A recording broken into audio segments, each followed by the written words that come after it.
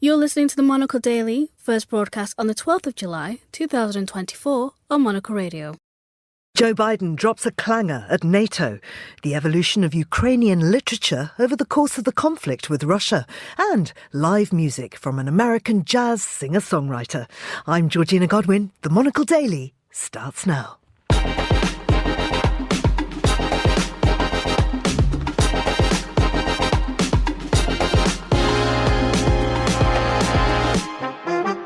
Hello and welcome to the Monocle Daily, coming to you live from our studios here at Midori House in London. I'm Georgina Godwin. We'll be catching up with Andrew Mueller in Washington, D.C. to talk us through the last day of the Nato summit. Award-winning Ukrainian journalist Anna Romandash tells us about living through the war that's dominated a third of her life so far. And Madeleine Peyroux gives us a taste of her new album, Let's Walk. Stay tuned. All that and more coming up right here on the Monocle Daily.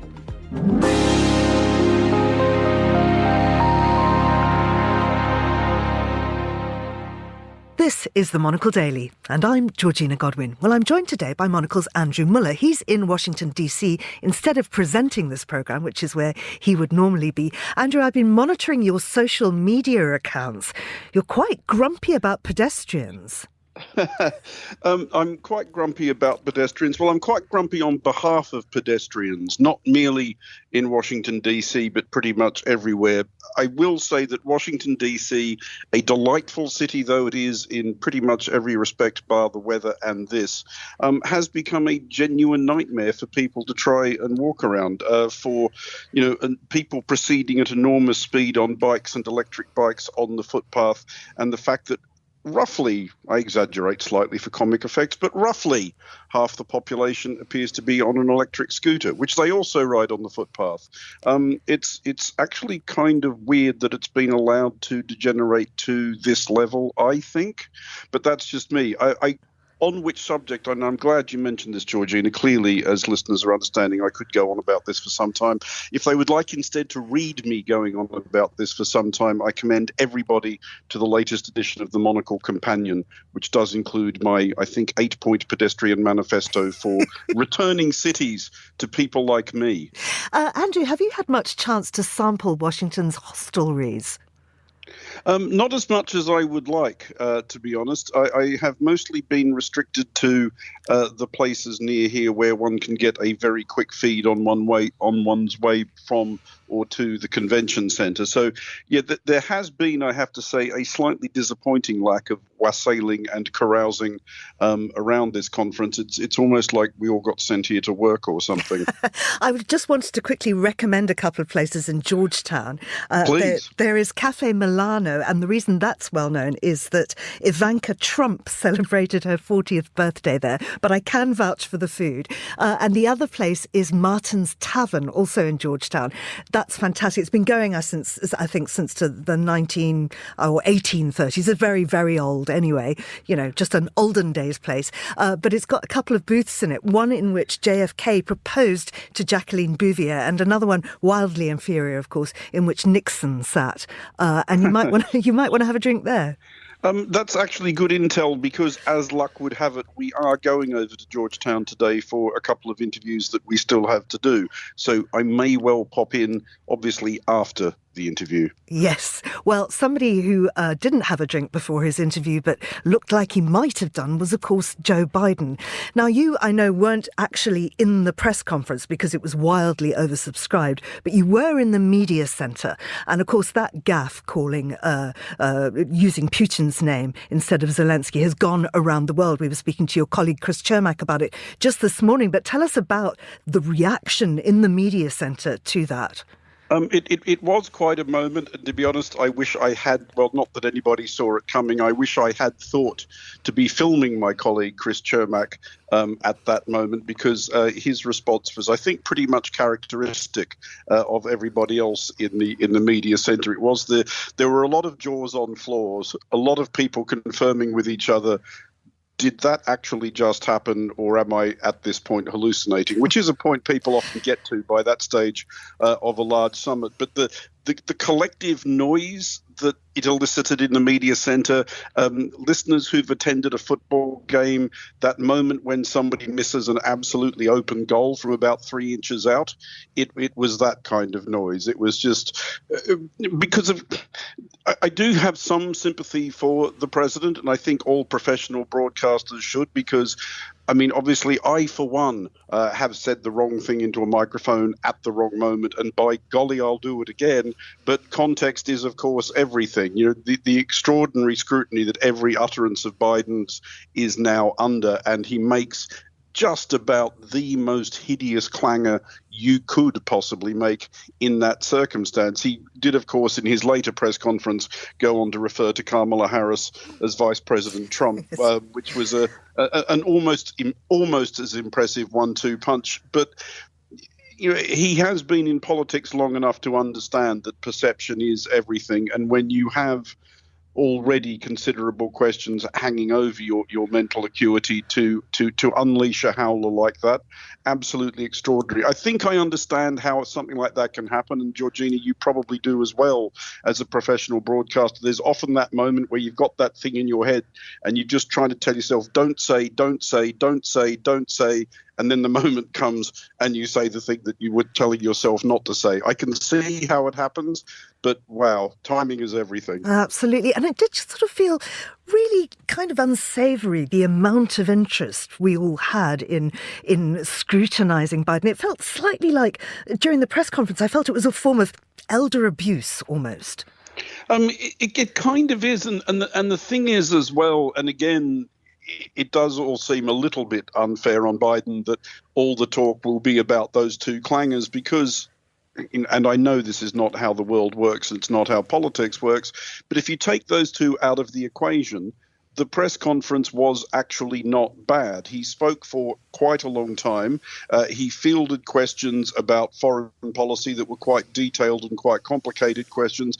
And if you read the transcript of the press conference, as I was earlier today, it actually comes across pretty well. You would think if you just read it, okay, this is a guy who occasionally stumbles over a sentence, but he of course does have a chronic stutter. That's fine. But he does know what he's talking about. He does have a command of detail. He does understand how one thing plays into another thing. He does know who all the key players are, and indeed knows them personally.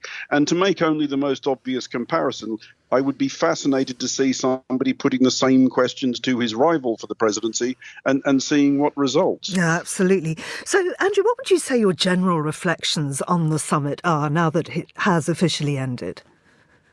Well, for the reasons we've just been discussing, I don't think it was quite what NATO wanted, which is to say this was supposed to be a celebration of 75 years of the existence of the most powerful military alliance ever wielded. It was supposed to be a celebration of NATO being more powerful than even NATO has ever been before, with now 32 members since Sweden's long-delayed accession.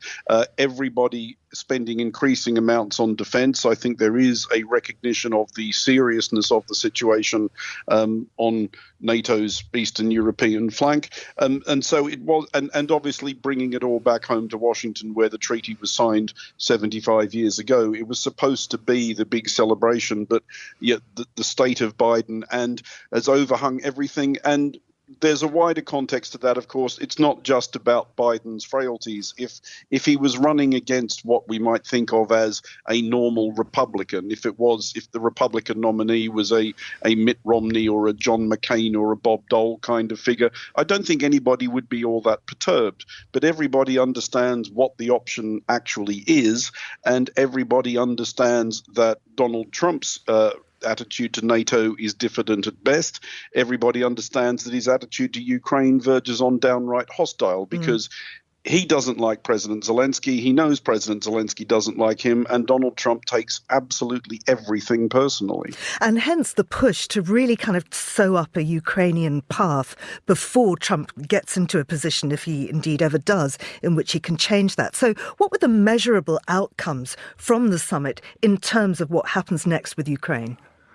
For Ukraine, the key word is irreversible. This was in the NATO declaration that Ukraine is now on an irreversible path to NATO membership, trying to sell this as a fait accompli.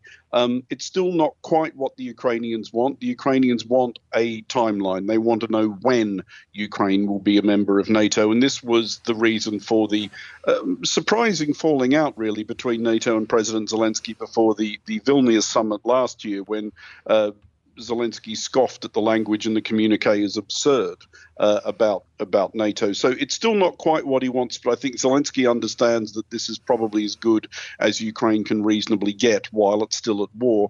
And it has also been coupled with renewed commitments to defence spending, particularly in the realm of air defence. And obviously events earlier this week demonstrated the urgency of that strike on at least 2 Ukrainian hospitals by Russian missiles. And Andrew, just before we let you go to go and explore whatever Georgetown has to offer you, can we talk about tomorrow's Foreign Desk, because that airs at noon London time? What can we expect in your show? It's been an interesting one to try and put together. NATO summits are more of a challenge than a lot of other conferences in terms of getting the actual principals to speak to you, because everybody is here to work. And of course, when it's in Washington, D.C., of all places, everybody wants to try and talk to as many other American politicians as they possibly can. But we've put together, I think, a very good show from the summit. It includes conversations with a couple of we've always found the Baltic politicians remarkably communicative, and we have representatives from Estonia and Latvia. There's also a very interesting conversation with the Deputy Prime Minister of Moldova, which of course is constitutionally prevented from joining NATO or any other defensive alliance because it is, for the moment at least, committed to neutrality. But he was very interesting on, being on the outside looking in. Probably, I think it's fair to say, and this is no discredit to our other splendid guests, but the star attraction is Oana Lungescu, who was for many, many years NATO's principal spokesperson, and so knows the organisation inside and now out. But just the most extraordinary story demonstrating the transformation of NATO in the post-war era. This is somebody who grew up in Nicolae Ceausescu's Romania, and as she tells us, enduring lessons at school every day about how NATO was the enemy. And it probably did not occur to her that one day she would end up actually representing it before the world's media. But yeah, as you can imagine, she has some great stories to tell and some really interesting perspectives on, what NATO was and what it has become. Andrew, thank you very much indeed. So that programme can be heard at noon London time right here on Monocle Radio. And of course, you can always download it to listen to the podcast at your leisure. Andrew Mueller there in Washington, D.C.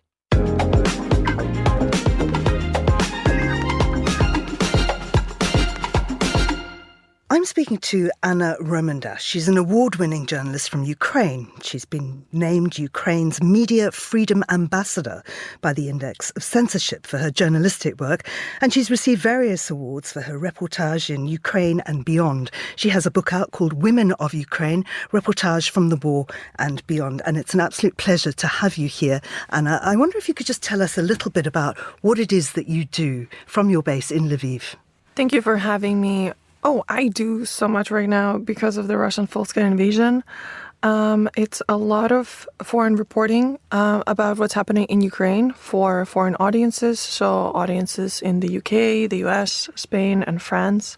So the two larger projects that I'm working on right now, the first one focuses on the environmental damage done to the Ukrainian south. So with my team, I'm traveling around the areas near the Black Sea coast, Odessa specifically, and collecting testimonies and also evidence of the damage done to Ukraine's environment as a result of the Russian war, occupation of Crimea, and also the explosion of the Kakhovka Dam. Maybe you remember it happened last year when Russians blew up this gigantic water reservoir in the south of Ukraine, and it did tremendous damage to the country. And the second project that I'm working on It's a series of reportages that focus on Ukraine's cultural resilience and defiance of Ukraine's writers, artists, theater workers, scientists in the face of Russian aggression. And the result of that work is going to be a book in English and in Ukrainian. I'm receiving support and mentorship from English Pen and Ukrainian Pen to produce that book. So what I've already done is that I've collected 10 testimonies of Ukrainian artists and so on who survived occupation or who still remain in occupation. And while in occupation, they try to preserve their Ukrainian identity and protect Ukrainian culture. And speaking about Ukrainian culture, when there is so much non-fiction to be written and when so many people have very similar stories, where does that leave fiction? I think fiction kind of stays together with nonfiction in this particular period of Ukrainian history because our reality, our nonfiction is just so surreal that it feeds a lot of fiction work. And everything that is being produced right now by creative people, by artists, writers, playwrights, and so on, it is directly or indirectly talking about our work experience, the trauma that we are living through, the difficulty to communicate the trauma to ourselves, but also to the world. And I think this is something that's going to be very prominent in our arts and cultural sphere for many decades to go as we process what we've been living through. Now, you're in your early 30s, so I mean, this war has really taken up a third of your life. It's true. I was about to graduate from college when the war started. So I remember everything about it. I remember Euromaidan protests, so pro-European protests that we had in Ukraine a few months before Russia decided to invade Ukraine. And I remember the initial fear and inability to understand what was happening in the east and in Crimea as those little green men, Russian soldiers, were gathering on the Ukrainian soil. And I remember, this rush of volunteers who wanted to fight and protect Ukraine. And this has been something that's been a huge part of my life for the last 10 years. Tell us about the day-to-day of living with that fear. In many ways, the life of Ukrainian people is very similar to the life of people all over Europe or the United States, but with one big difference that for us, security truly is an illusion. You try to maintain your normal life. You try to wake up, go to work, do your work, spend time with your friends, with your family. You try to volunteer, to donate. But you understand that at any moment, a missile may come for your house, for the people you love, for the hospital that you may be visiting, for your school. And a lot of people have become really good at pushing those thoughts away, for pushing that idea or that understanding that any moment can be your last moment. So they try to maintain a sort of normalcy, a sort of normal living, despite this constant danger. But I think for a lot of Ukrainians, also knowing that this is our reality now, we've also come to appreciate what we have much more. And I think this feeling that a lot of Ukrainians had during the early days of the full-scale invasion was that realization of what a wonderful life or what wonderful lives we had, and we didn't cherish them. So I think now there's much more of that appreciation of every day that we get to spend and to live in our country and to be who we are. Are you angry? There's a lot of anger among Ukrainians, and I also feel a lot of that too. There's a lot of anger, obviously, at Russia, but there's also a lot of anger built up about everything, about an ability to express how you're feeling or what you're living through to everybody else who hasn't lived through that. So there is some sort of a gap that we may feel sometimes when we travel abroad. There is some sort of anger or maybe jealousy even, right? To understand that this is such a wonderful, peaceful life all over the world, all over Europe, and we don't get to do that. We don't get to experience that. So there's a lot of anger, but we also are trying to understand that, a lot of other countries, a lot of other nations are also suffering, and they are also supporting Ukraine and helping Ukraine. So we try to balance it out. We understand that it is our job to protect our country, and it is our job to make Ukraine stronger, to help Ukraine survive this difficult period. But of course, there are a lot of different negative feelings that sometimes interfere because of how reality is right now. And finally, just tell me a little bit more about the project, these 10 reportages that you've gathered together. Is there a theme that runs through them? Obviously war, but I'm wondering if there's anything else underlying that joins up all of these stories. I think when I was collecting my stories, when I was talking to people and listening to their testimonies, the big question that I had for a lot of them, is it really possible to erase history? Is it really possible to erase culture? We know that you can tamper with history. We know that you can manipulate it. You can use a lot of misinformation. You can misappropriate things, but would you still be able to erase it so completely that there is no trace of it? And I think the 10 stories that I'm writing, that I'm collecting, that I'm finalizing right now, they show that you really cannot erase culture as long as there are people willing to die for it. There are people who are willing to protect it, and there are people who are willing to defy all sorts of danger and hardships and everything else for the sake of that culture.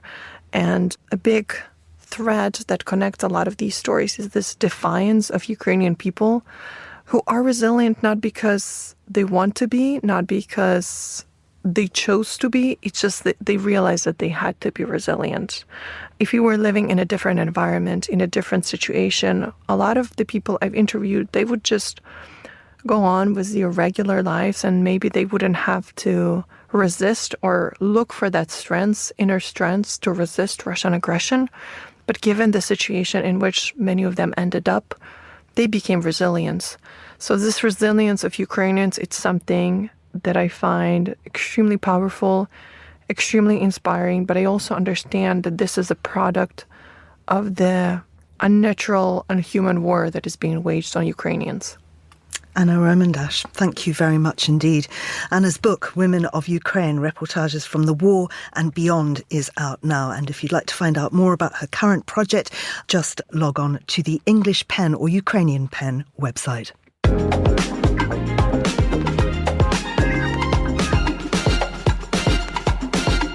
Finally on today's show, live music.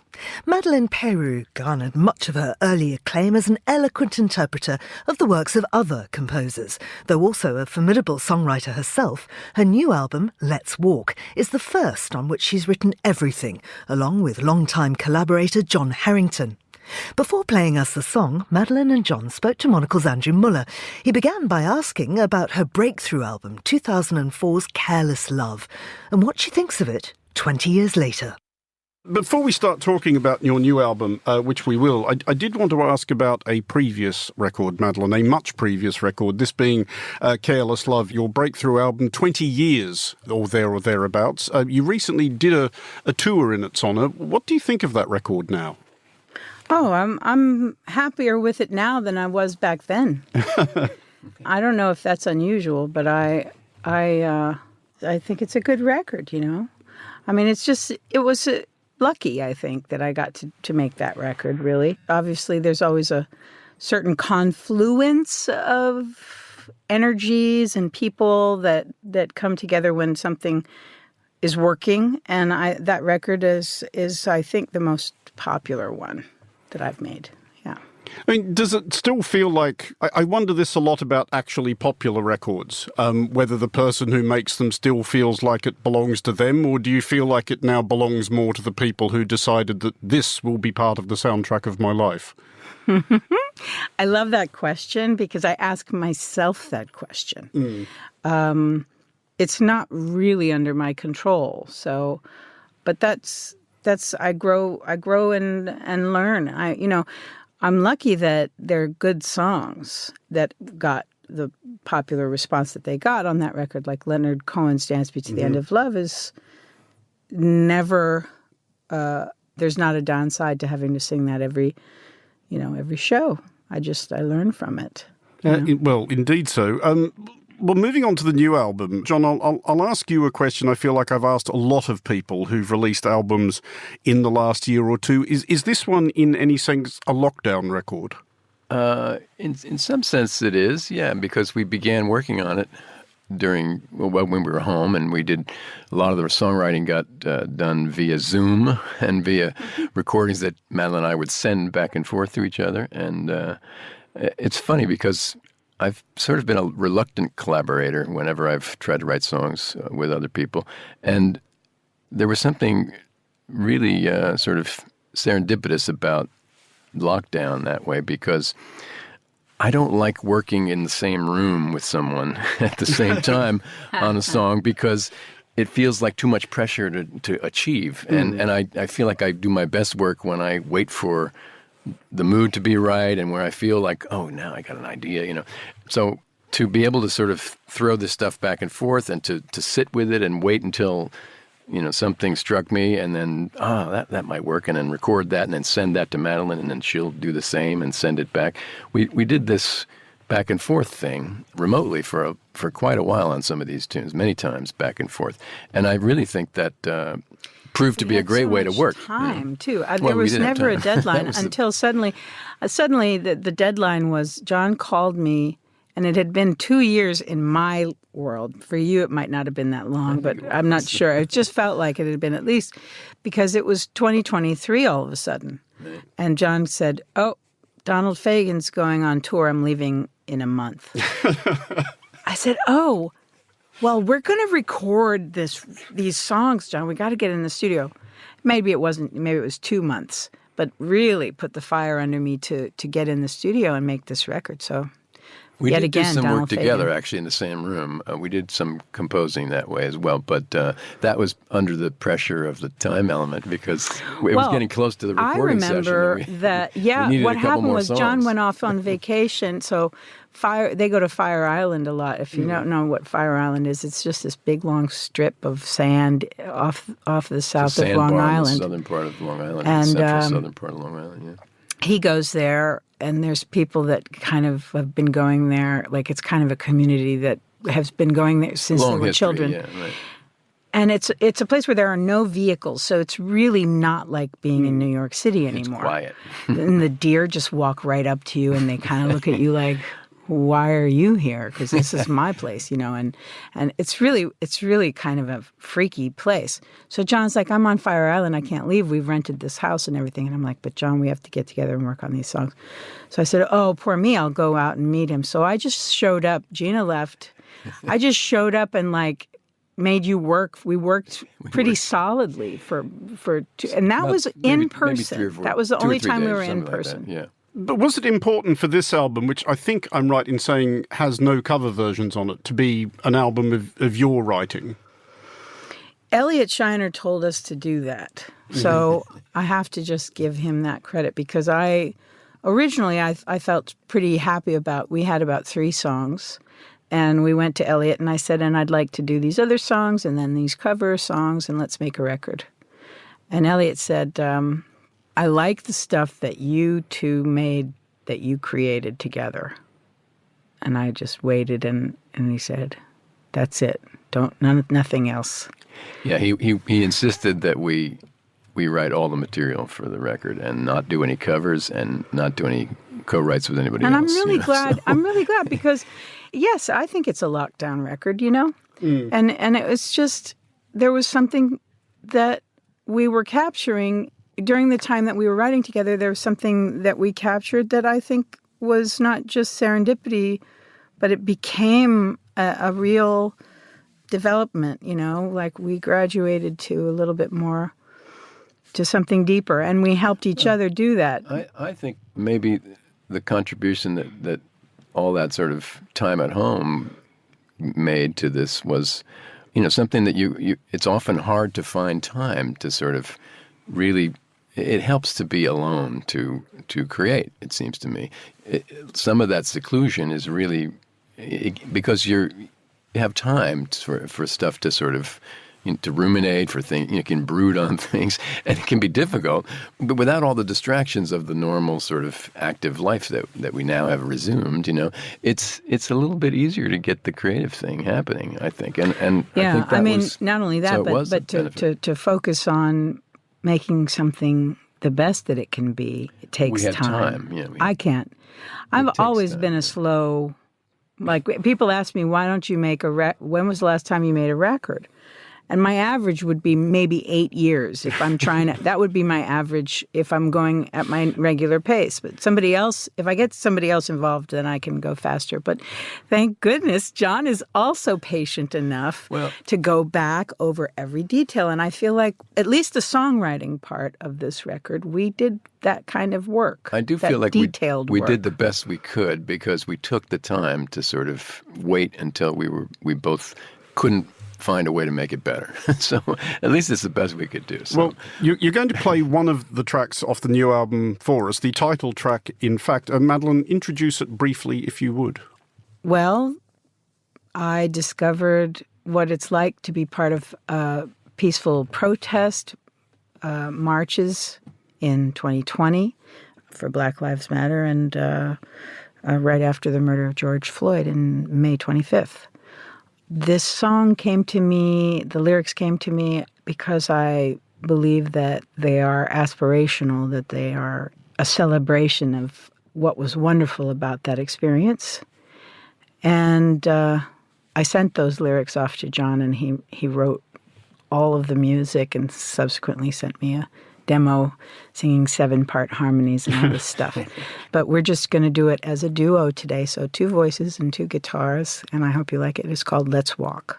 Let's walk. Let's walk. Let's walk. Let's walk. Let's roll. Let's roll. Let's roll. Let's roll. Let us advance our mortal bodies up where our hearts and minds will go. Let's lead. Let's lead. Let's lead. Let's lead. And behold. Behold. Behold. Behold. Progress within the peaceful test of power growing as we go. You reap. You reap. You reap. You reap. Reap what you sow. What you sow. What you sow. What you sow. We keep our deepest love at hand, and never shall we let it go. Let's walk. Let's walk. Let's walk. Let's walk. Come on, let's roll. Let's roll. Let's roll. Let's roll. You are the people of my heart and soul. I want the world to know you are the people of my heart and soul. I want the world to know. Let's walk. Let's walk. Let's walk. Let's walk. Let's roll. Let's roll. Let's roll. Let's roll. In step we bless togetherness from far and wide, from heel to toe, and we'll see. We'll see. We'll see. We'll see. Yes, and we'll know. We'll know. We'll know. We'll know. We climb that mountainside where seeds were planted oh so long ago, and it's deep. It's deep. It's deep.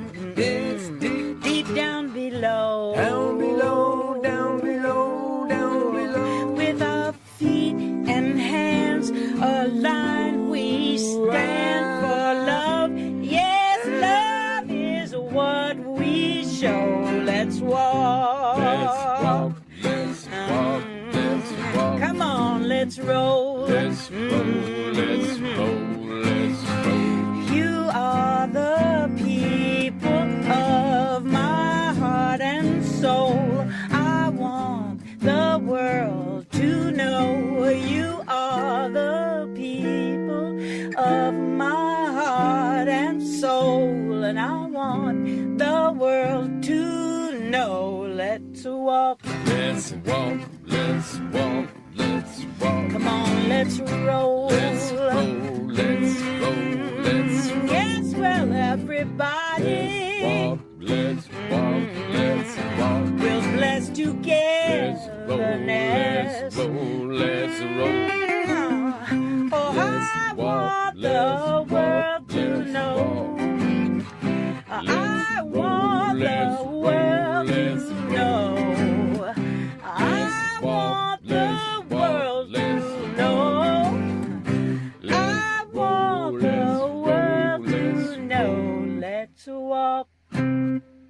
And that's all for this edition of the Monocle Daily. Today's show was produced by Henry Rees-Sheridan and researched by Gunnar Gronlid and Sana Jamani. Our sound engineer was Lily Austin. I'm Georgina Godwin here in London, and the Monocle Daily is back at the same time on Monday. And I'll be here tomorrow for Monocle on Saturday. I hope you can join me then. Goodbye, and thanks for listening.